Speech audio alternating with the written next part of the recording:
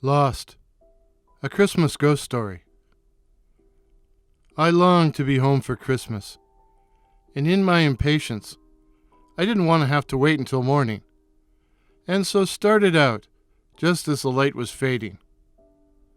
I might have made it if I had been better prepared, but I ran into road construction and then some long, elaborate detours. I had neglected to fill up before leaving, and as I was starting to run short of gas, I decided to take a shortcut. Yeah, I know. A shortcut. Shortcuts are usually mistakes. This one certainly was, which is how I ended up stranded on a derelict gravel road in the middle of the bald prairies at night in late December. The only things visible were snow-covered fields, which stretched as far as the eye could see in the darkness. No lights, no houses, no nothing. They tell you to stay in the car if you wind up marooned on the prairies during winter. So, naturally, I left the vehicle and began walking. It was very dark, very cold, and very lonely. And as I listened to the sound of my feet on the cold white gravel, I became aware of how totally quiet it was. There was no sound at all, not even the sound of the wind. It was dead quiet. Too quiet. The oppressive quiet of every horror story, every single horror story you've ever heard.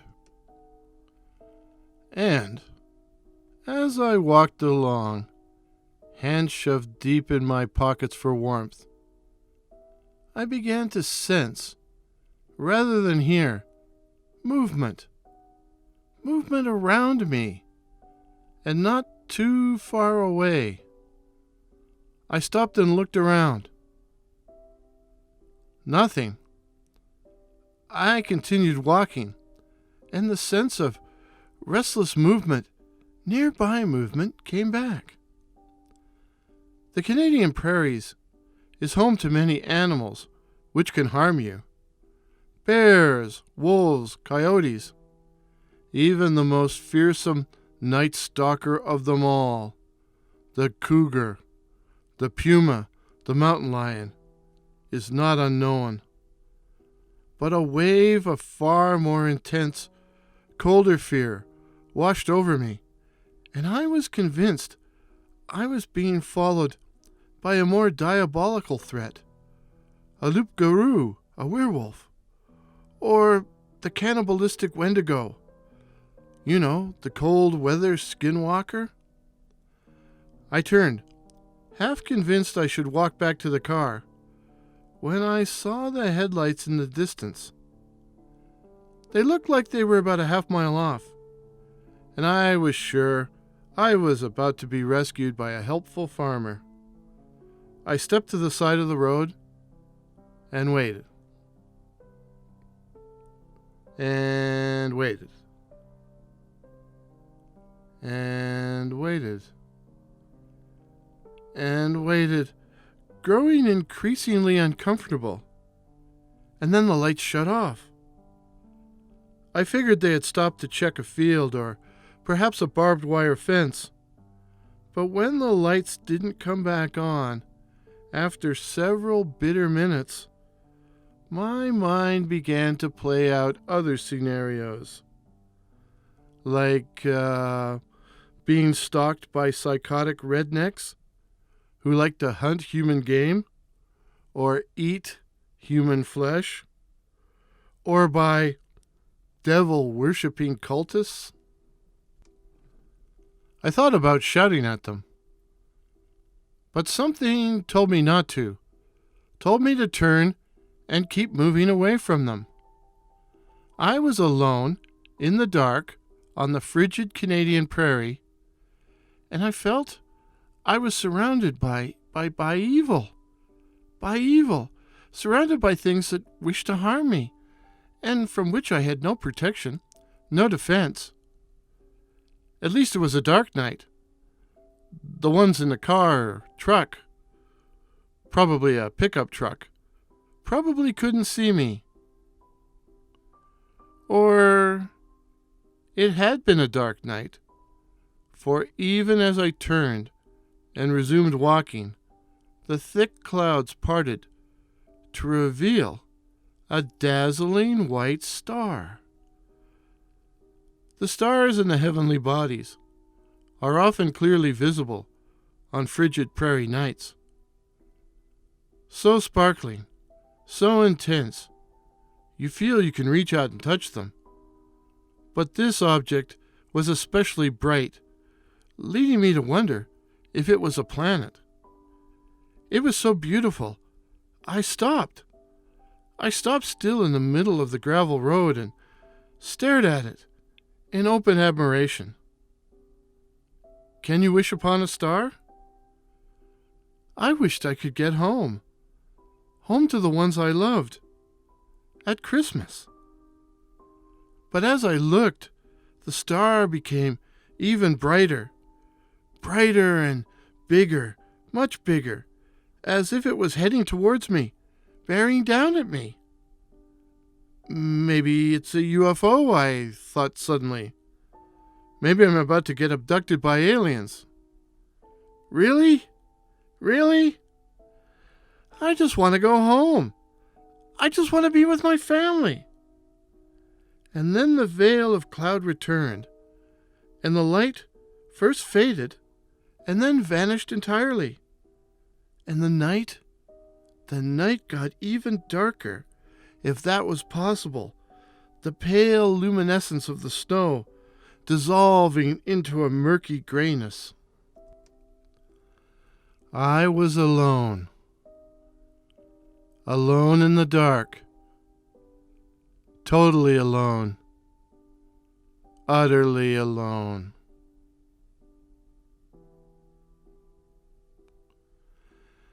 And I was suddenly overwhelmed by the most soul-destroying sense of loneliness I have ever had the misfortune to experience. Irrationally, I yelled, "Don't leave me! Don't leave me!" as I fell to my knees on the cold, hard ground and shook my fist at the black, lowering sky, suddenly and completely distraught. I thought of all those I had loved over the years, loved and lost, family members, friends, pets, all those who had died and left me. I thought about lovers who had betrayed and abandoned me. I thought of work unfinished. I thought of all my hopes and dreams that had been dashed and trampled and finally forsaken. Forsaken, but never quite forgotten. I thought of failure.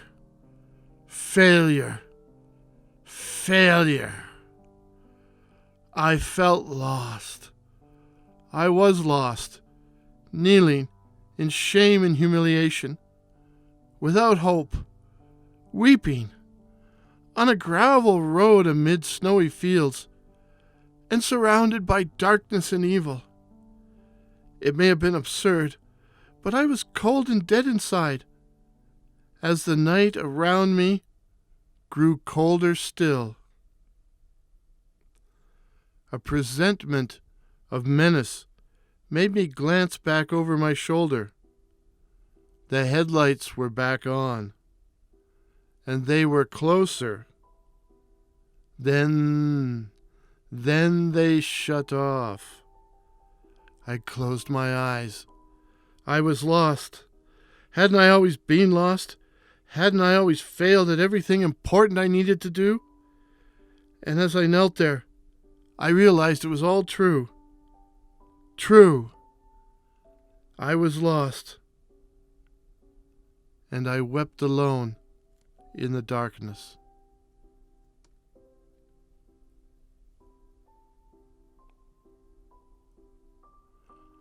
But slowly, slowly above my bowed head, the skies began to lighten, the clouds parted, and the star returned. I looked up in wonder and felt an immediate connection. Somehow I heard or understood the following: I have always been here. I will never leave you, although sometimes my light may be obscured, as the clouds in the night sky will sometimes veil the light of the stars. But I am here. All you must do, when you are ready, is open your eyes and see. See, and I will lead you home.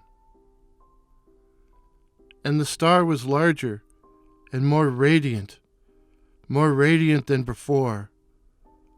Slowly, I rose to my feet and once again began to walk down the mean gravel road.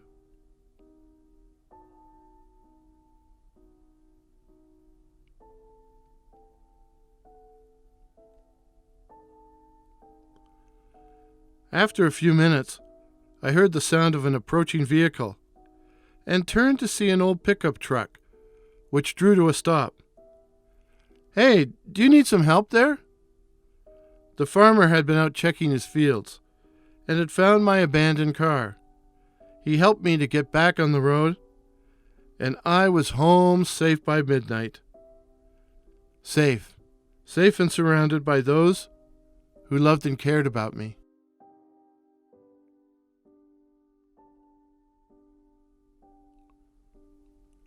But later, as I lay in the comfort of my warm bed, I thought about the people who are alone, who have no loved ones, no one who cares about them, who are lost and feel overwhelmed by failure. For there must be many people who live the loneliness I experienced on a winter road on a harsh prairie night. What of those people? Those people, the lost ones. All I can say is what I experienced, what I learned, and that is this: there is a light. There is a light for all of us. It is always there and will never leave, although sometimes it may be obscured, as the clouds in the night sky will veil the light of the stars. But it is there. It is there, and it awaits us. All you have to do, when you are ready, is open your eyes. Open your eyes and see. Follow, and it will lead you home. It will lead you home again.